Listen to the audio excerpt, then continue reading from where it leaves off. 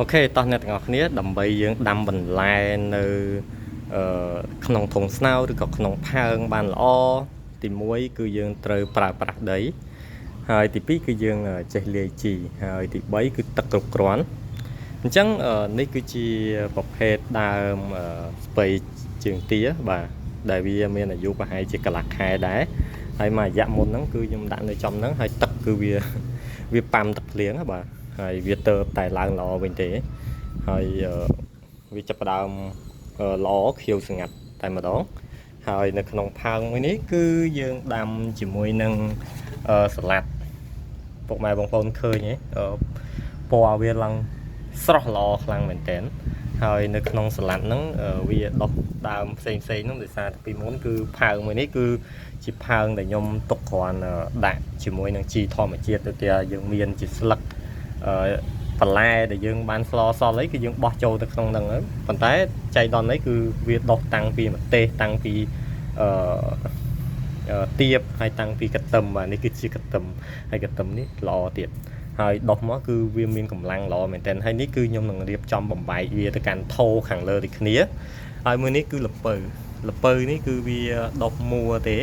ហើយខ្ញុំគាស់វាយកមកដាំហើយវាល្អមែនទែនដោយសារតែដីនៅកន្លែងនេះគឺជាហៅថាយើងលាយវាត្រូវដល់ពេលអញ្ចឹងទៅវាមកគឺវាអត់ខ្វះសារធាតុអីមួយទេហើយឥឡូវហ្នឹងយើងមកមើលនៅខាងមុខនេះនៅក្នុងផើងដែរដែលផើងមួយនេះគឺខ្ញុំដាំជាមួយនឹងស្ពៃកញ្ញាញ់បាទស្ពៃកញ្ញាញ់របស់យើងហើយខ្ញុំអត់ទាន់បានដកទេដោយសារវាញឹកខ្លាំង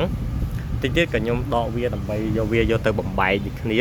ហើយល្អខ្លាំងតែនេះគឺបើសិនជាយើងធ្វើលក់ធ្វើអីវិញលេខ1ទឹកគ្រឿងឬក៏ទឹកត្រីផ្អែមណាបាទខ្ទាប់លេខ1តែម្ដងប៉ុណ្្នឹង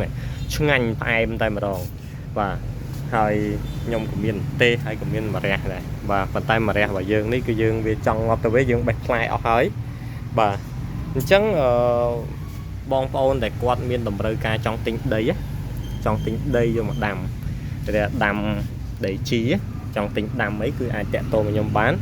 ដីជីមកបាវcủaយើងតែ$1ទេបាទ